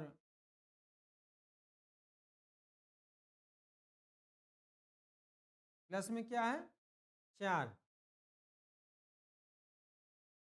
तो इसका 6 प्लस में 4 √2 कितना हो गया स्क्वायर होकर। अब दोस्तों हम क्या करेंगे, इसमें से हम एक लघुत्तम ले लें। तो दोस्तों 6 प्लस में 4 √2, ठीक, इसका गुणा यहाँ हो जाएगा, तो जब इसका गुणा यहाँ हो जाएगा तो ये फिर दोबारा से स्क्वायर हो जाएगा। ठीक है, यानी इसका लघुत्तम ये आ जाएगा, तो इसका गुणा इसमें हो जाएगा और एक का गुणा इसमें आ जाएगा, तो फिर इसका स्क्वायर हो जाएगा 6 प्लस में 4 √2 का होल स्क्वायर। दोस्तों ए स्क्वायर 6 का स्क्वायर, बी स्क्वायर इसका स्क्वायर प्लस में 2ab। ठीक दोस्तों, तो 6 गुणा 6 36 होते हैं, तो ये होगा 4 चौका 16 गुणा में इससे ये कट जाएगा 2, और 6 दूनी 12 चौका 48 √2, तो 32 ये हो गए, 16 दूनी 32 और 36 68 हो गए। कितने हो गए दोस्तों 68, ये 36 और 16 दूनी 32। ठीक है, तो ये आपके 8 हो गए, ये आपके 6 हो गए। ठीक दोस्तों, अब हम क्या करेंगे, चलिए दोस्तों आगे बढ़ते हुए हम देखते हैं।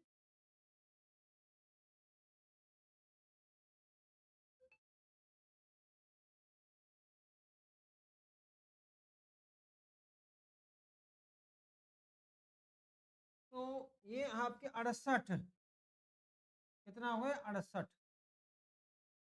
68, तो ये लीजिए, ये इसका यहाँ गुणा होगा, तो ये हो गए 68 प्लस में 48 √2 प्लस में 4, 68 ये और 4 ये 68 और 4 72, कितने हो गए दोस्तों 72 हो गए।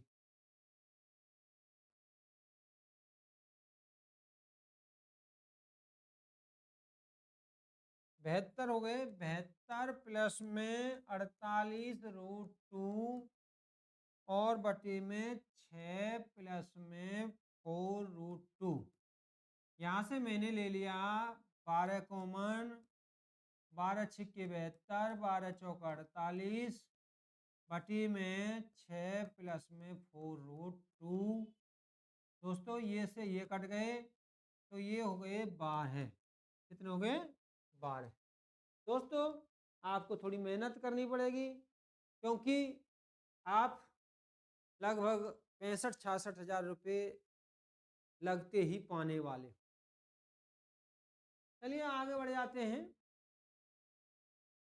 ये कितना कम है?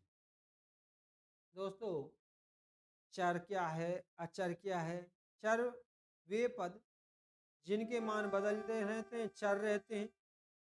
ए B C D X Y Z ये सब चर हैं और समान घातों का ही जुड़ता है और समान घात ही घटती हैं।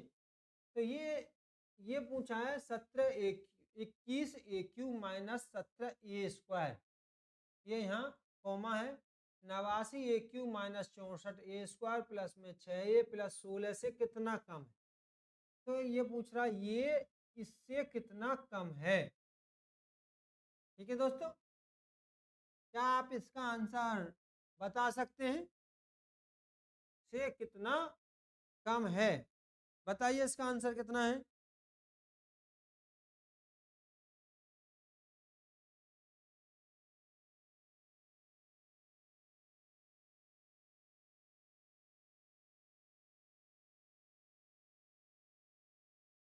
आ रहा समझ में?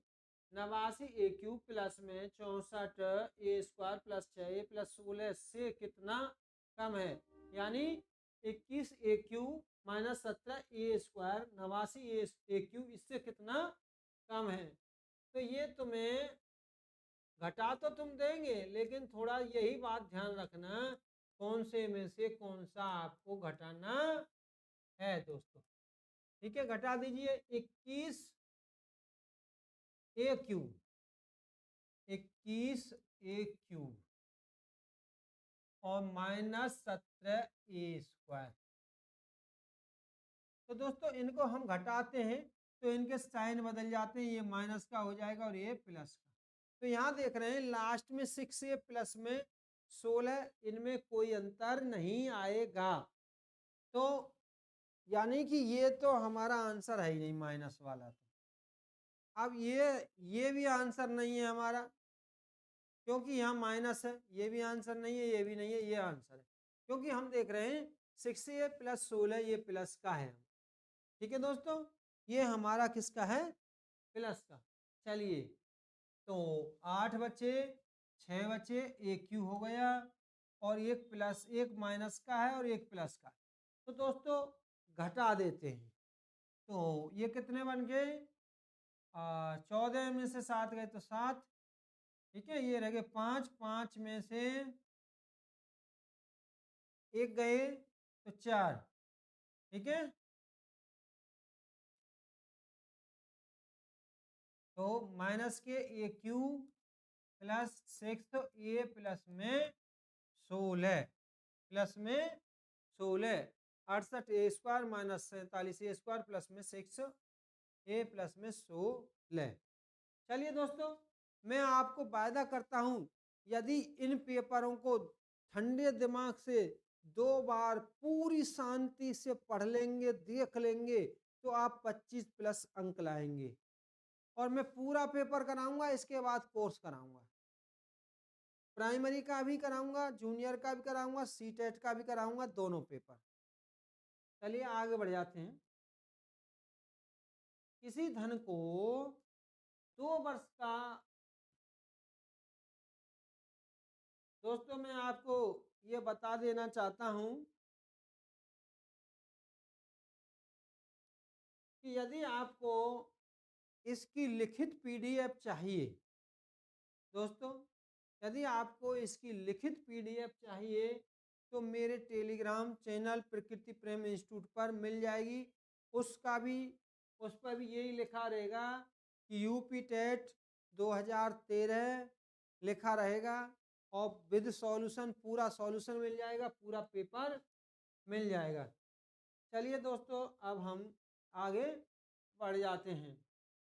किसी धन को 2 वर्ष का साधारण ब्याज, किसी धन का 2 वर्ष का साधारण ब्याज 5 है और उतने ही समय उतने ही समय में उतनी ही दर से चक्रवृद्धि ब्याज 5 है, 20 है, तो ब्याज की दर है। देखो दोस्तों, एक 2 वर्ष का साधारण ब्याज दे रखा है, एक चक्रवृद्धि ब्याज दे रखा है और दोनों का समय, दर और मूलधन समान है दोनों का। तो कह रहा है कि ब्याज की दर ज्ञात करो। क्या कह रहा है दोस्तों? ब्याज की दर ज्ञात कीजिए। क्या आप इसको फॉर्मूला पता है? यदि इसका फॉर्मूला आपको पता है तो बताइए। दोस्तों, इसका जो फॉर्मूला है, रेट बराबर टाइम, CI माइनस SI, यानी चक्रवृद्धि ब्याज माइनस साधारण ब्याज। ठीक है, चक्रवृद्धि ब्याज और माइनस कितना है दोस्तों? साधारण ब्याज, और गुणा में 100, गुणा में कितना है? 100 बटे में SI यानी साधारण सिंपल इंटरेस्ट और CI यानी कंपाउंड इंटरेस्ट चक्रवृद्धि ब्याज। तो दोस्तों, टाइम कितना है तुम्हारा? 2 वर्ष का। और देखो, चक्रवृद्धि ब्याज तो 520 है, साधारण ब्याज कितना है? 500, तो दोनों का अंतर कितना है? 20 है दोस्तों। और साधारण ब्याज कितना है दोस्तों? 5 है, गुणा में 100। इस जीरो से ये जीरो कट गई, 5 चौका 20, 8%। दर कितनी आ गई दोस्तों? 8% आ गई। दोस्तों, आप भी एक अध्यापक हैं, मैं भी एक अध्यापक हूँ। प्लीज़ इसे सब्सक्राइब कर लीजिए और इसको अपने दोस्तों के बाद शेयर कीजिए, क्योंकि आप भी एक अध्यापक हैं और नहीं है तो हो जाएंगे। आपने बीएड कर लिया, बीटीसी कर लिया, तो आप अध्यापक से कम नहीं हैं। ठीक है दोस्तों, चलिए आगे हम बढ़ जाते हैं। चलिए दोस्तों, आगे हम बढ़ गए हैं।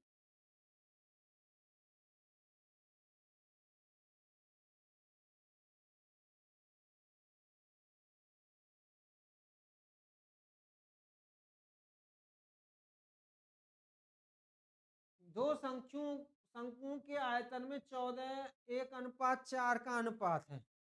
दो शंकुओं के आयतन में 1:4 का अनुपात हो तथा उनके व्यासों में 4:5 का अनुपात है। 4:5 व्यास में और आयतनों में कितना है? 1:4। ठीक है दोस्तों, आयतनों में कितना है? 1:4 का अनुपात है। तो दोस्तों, तो उनकी ऊंचाइयों में अनुपात है। तो देखो दोस्तों, शंकु का आयतन कितना होता है? देखो, बेलन का आयतन तो होता है πr²h। ठीक, अब शंकु दो हैं इसलिए 1 मान लेते हैं।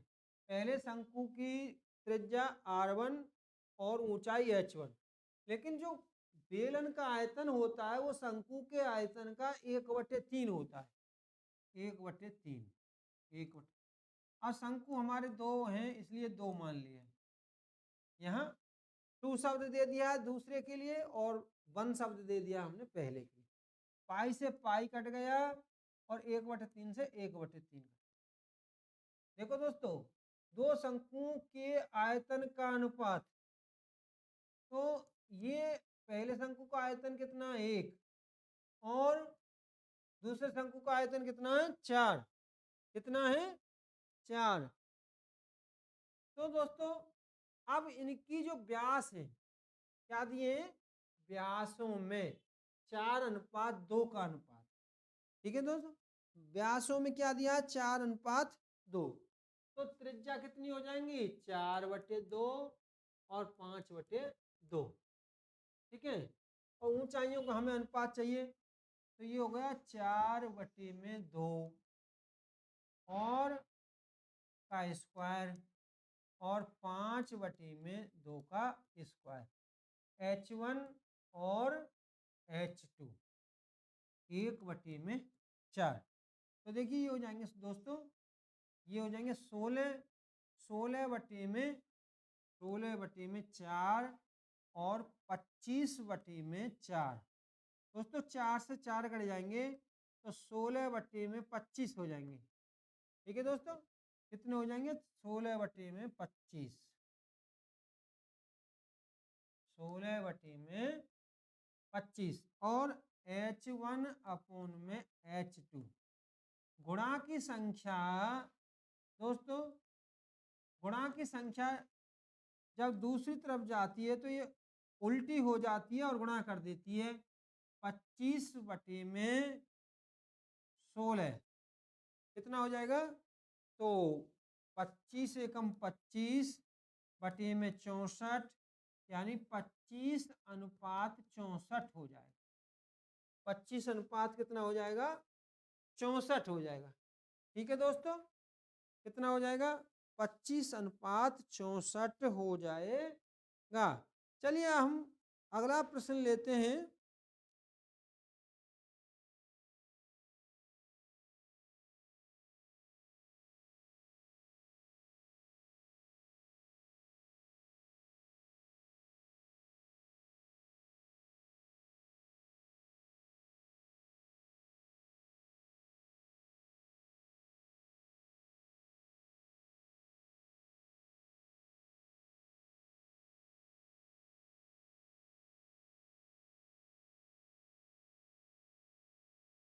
चलिए दोस्तों आगे बढ़ जाते हैं।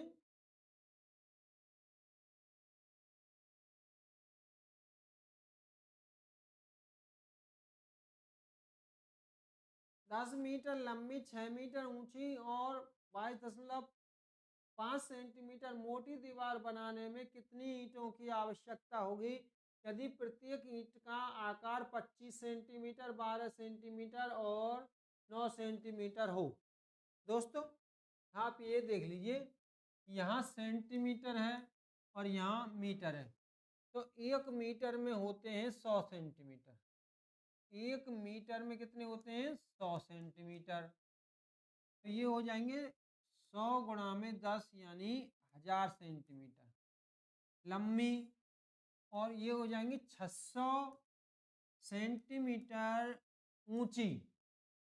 तो यदि ईंटों की संख्या निकालनी हो तो दीवार का आयतन बटे में एक ईंट का आयतन, और ये ईंट किस प्रकार की होती है, दीवार किस प्रकार की होती है? घनाभ के आकार, और घनाभ का आयतन होता है LBH।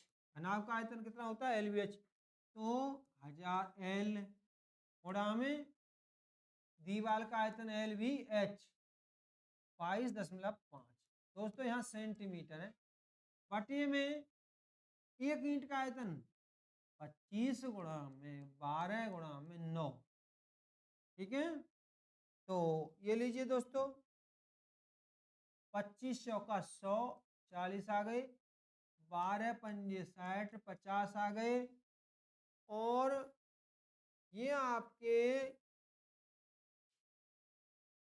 25 नम्मा 2 से 25 होते हैं, तो ये आपके कट गए 2.5 बार।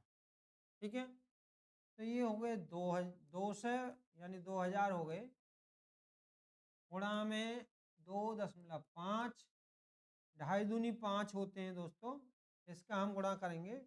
25 दूनी 50, 1 2 3, तो 0.1 यानी 5000 ईंटों की आवश्यकता होगी। दोस्तों कितनी ईंटों की आवश्यकता होगी? 5000 ईंटों। चलिए आगे बढ़ जाते हैं। अगला प्रश्न है हमारा दोस्तों कि चित्र ABCD में एंगल BAD और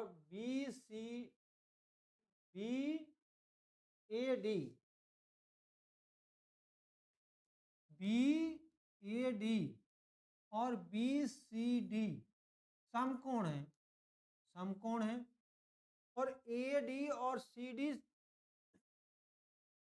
ठीक है, यदि A बराबर BC यानी AB बराबर BC ए बी और बी सी बराबर है, तो ए सी इसका संबंध, ठीक है, ए डी का संबंध और सी डी का संबंध याद कीजिए।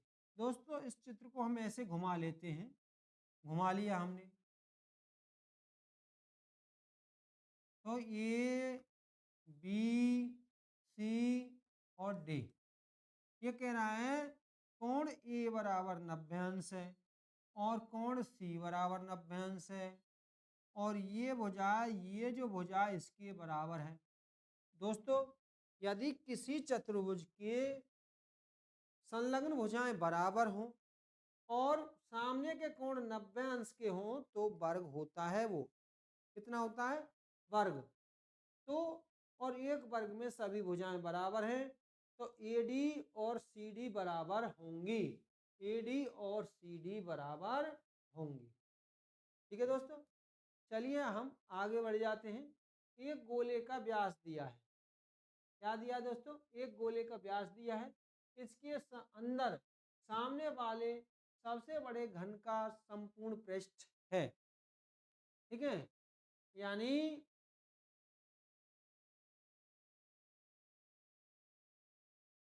तो एक गोले का क्या दिया है, व्यास दिया है, ठीक है दोस्तों, क्या दिया है, व्यास दिया है, गोले का व्यास दिया है। चलिए अब हम बढ़ जाते हैं आगे।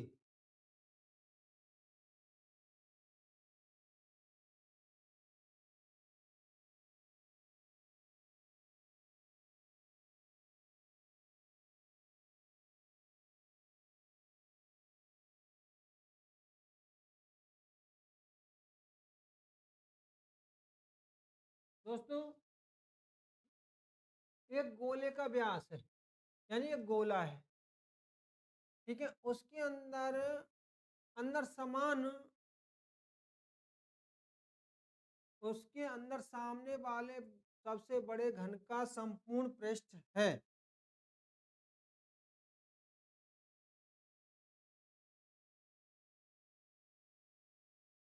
देखो दोस्तों इसमें थोड़ा सा मिस्टेक दिया है ग्रामिकल पर, ये कह रहा है एक गोला है उसके अंदर एक घन है, तो घन का संपूर्ण पृष्ठ है, तो सबसे बड़ा जो घन बनेगा गोले के अंदर, जो सबसे बड़ा घन बनेगा वो उसके व्यास के बराबर विकर्ण होगा, ठीक है।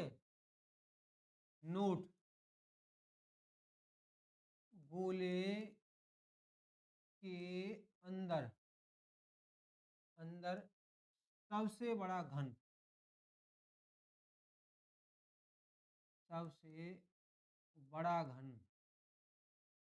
बड़ा घन बराबर,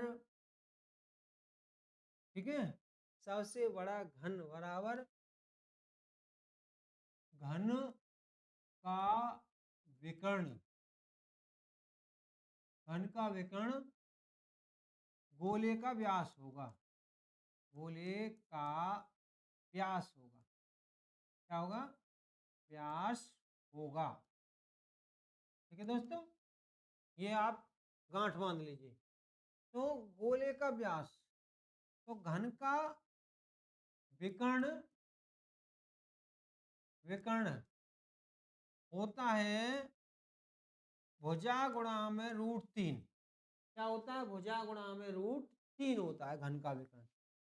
तो ये क्या है, ये तुम्हारी है भुजा, क्या है, भुजा, और ये दिया 50√3, कितना दिया, 50√3, तो इससे ये कट गया, ए बराबर आ गया दोस्तों 50, ए बराबर कितना आ गया, 50, ठीक है, यानी घन का विकर्ण गोले का व्यास ये है, और घन का विकर्ण होता है भुजा गुणा में √3, तो ए बराबर 50, तो संपूर्ण पृष्ठ होता है 6a², 6 गुणा में 50 गुणा में 50, ठीक है, ये हो गया 5 6 30, 300 हो गया, गुणा में 50, 5 या 15 हो गया, ये लीजिए 15,000 सेंटीमीटर स्क्वायर, तो इसका संपूर्ण पृष्ठ क्या होगा, 15,000 सेंटीमीटर स्क्वायर होगा।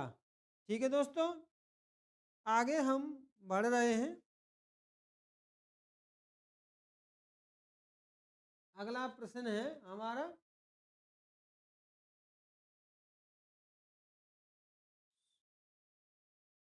दोस्तों 100 प्रेक्षणों का समांतर माध्य 50 ज्ञात किया।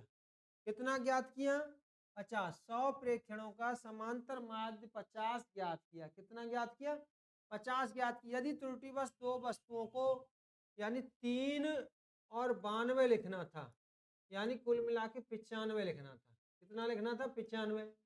लेकिन उन्होंने 30 और 29 मान की गणना कर दी। ठीक है, इसका मतलब क्या है? 95 लिखना था, 59 मान के गणना कर दी, कम लिखा है। दोस्तों यदि कम लिखा होगा तो जितना कम लिखा है उसे जोड़ देते हैं, और ज्यादा लिख गया होगा तो जितना ज्यादा लिखा है उसे घटा देते हैं। ध्यान रखना, कम के लिए जोड़, जोड़ के लिए और अधिक के लिए घटा। तो देखिए समांतर माध्य, समांतर माध्य बराबर होता है, यानी समांतर माध्य तो दिया ही है, खैर समांतर माध्य बराबर होता है परीक्षणों का योगफल बटे में कुल प्रेक्षण। और यदि हमें योग निकालना है, योग यानी कुल योग या परीक्षणों का योग, तो प्रेक्षण गुणा में, ठीक है, परीक्षण गुणा में समांतर माध्य, तो इनका योग आ जाता है। कुल योग कितना है? तो प्रेक्षण कितना है आपके? 100 है, और समांतर माध्य 50 है, बराबर हो गए 5000। बराबर कितने हो गए? 5000। और इनमें दोस्तों क्या है? यानी 95 लिखना था और 59 लिख दिया। कितना लिख दिया दोस्तों? 59। तो 15 में से 9 गए तो 6, 8 में से 36, यानी 36 आपका ज्यादा जुड़ना है इसमें। ठीक है, इसमें कितना जुड़ना है? 36 जुड़ना है इसमें। तो ये हो गए आपके 5036। फिर समांतर माध्य बराबर क्या होता है दोस्तों? समांतर माध्य बराबर होता है प्रेक्षणों का योगफल बटे में कुल प्रेक्षण। प्रेक्षण है हमारे 100। दोस्तों यदि हम 10 से भाग देते, दशमलव यहाँ था, 100 से दे रहे हैं तो दशमलव यहाँ आ जाएगा 50.36। 50.36। ठीक है दोस्तों, चलिए अब हम आगे बढ़ जाते हैं। ये है, घबराने की जरूरत नहीं है, बस समाप्त होने वाला है। संख्या 1, 4, 5, 7, 8, 10, 12, 13, 15, 17 के समुच्चय का मानक विचलन 4.85 है। यदि प्रत्येक संख्या में 10 जोड़ दिया जाए तो नए समुच्चय का मानक विचलन क्या होगा? नए समुच्चय का मानक विचलन क्या होगा? ठीक है, तो क्या आप बता सकते हैं दोस्तों क्या होगा?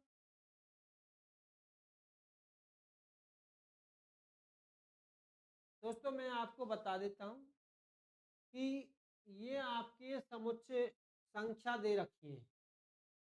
ये समुच्चय का मानक विचलन 4.85 है। प्रत्येक संख्या में 10 जोड़ दिया जाए तो नए समुच्चय का मानक विचलन को, दोस्तों कोई संख्या जोड़ने पर मानक विचलन में कोई अंतर नहीं आता है। तो पहले 4.85 मानक विचलन था, यानी 4.85 मानक विचलन था, आज भी इतना ही रहेगा, 4.85 मानक विचलन रहेगा। चलिए अगला बढ़ते हैं कि यदि किसी सारणी के सभी पदों का समांतर माध्य 40 है, माध्य का 50 है, तो उस श्रेणी के पदों का बहुलक हो सकता है। देखिए दोस्तों, समान एक बार ये आया भी था कि समांतर माध्य, माध्यिका और बहुलक में क्या संबंध? बहुलक बराबर होता है, बहुलक बराबर होता है 3 गुणा माध्यिका, 3 गुणा में माध्यिका माइनस 2 गुणा में माध्य, 2 गुणा में माध्य। ठीक है दोस्तों, कोई दिक्कत? कोई दिक्कत हो तो बताइए।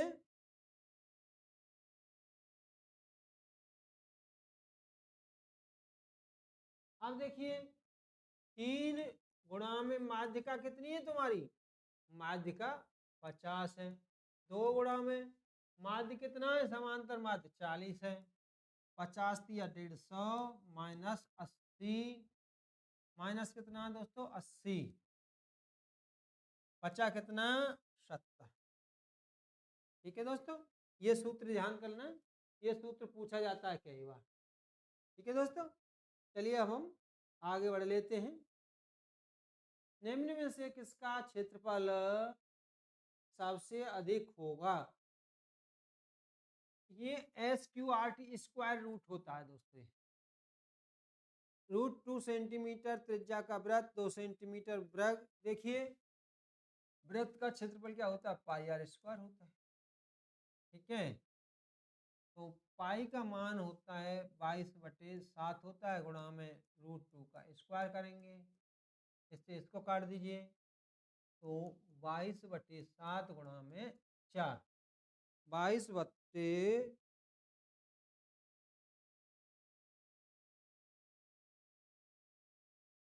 तो दोस्तों नहीं, रूट से ये कट गया, 2 रह गया, तो ये हो गया 44/7, यानी 7 छिक्के 42। फिलहाल हम एक बार 2 सेंटीमीटर भुजा का वर्ग, वर्ग का क्षेत्रफल क्या होता है? भुजा स्क्वायर, यानी 2 का स्क्वायर, यानी 4।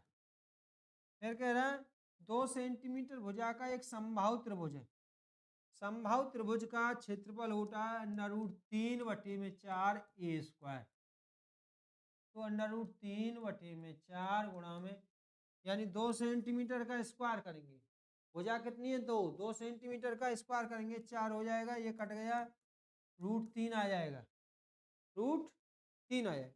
तो दोस्तों 4 होता तो वर्गमूल कितना आता?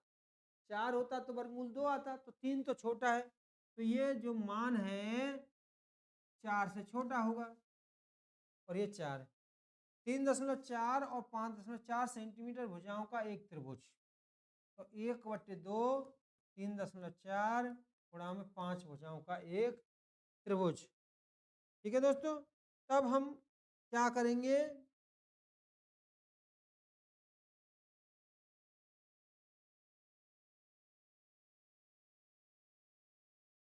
दोस्तों भुजाओं, देखिए दोस्तों ये कॉमा है भैया दोस्तों, 3, 4 और 5 सेंटीमीटर भुजाओं का एक त्रिभुज, तो ये एक समकोण त्रिभुज बनता है। क्या बनता है दोस्तों? इस प्रकार का त्रिभुज क्या बनता है? समकोण त्रिभुज बनता है।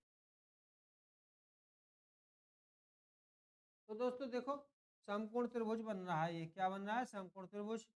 तो 5, 4 और 3, ठीक है, 5, और समकोण त्रिभुज क्या होता है? 2 छोटी भुजाओं का स्क्वायर ले लो, 9 प्लस में 16 बराबर 25, और 5 का स्क्वायर भी 25, यानी कर्ण का स्क्वायर बराबर आधार का स्क्वायर प्लस में लंब का स्क्वायर। ठीक है दोस्तों, तो ये, तो इसका हो जाएगा 1/2 आधार गुणा में ऊंचाई, आधार हमने 4 लिया है और ऊंचाई 3 है, 2 दूनी 4, 2 तिया 6। तो कह रहा है निम्न में से किसका क्षेत्रफल सबसे अधिक होगा? तो दोस्तों ये जो है 7 छिंग 42 बच्चे 2, 7 तिया 21, यानी इसी का क्षेत्रफल सबसे ज्यादा निकल के आ रहा है।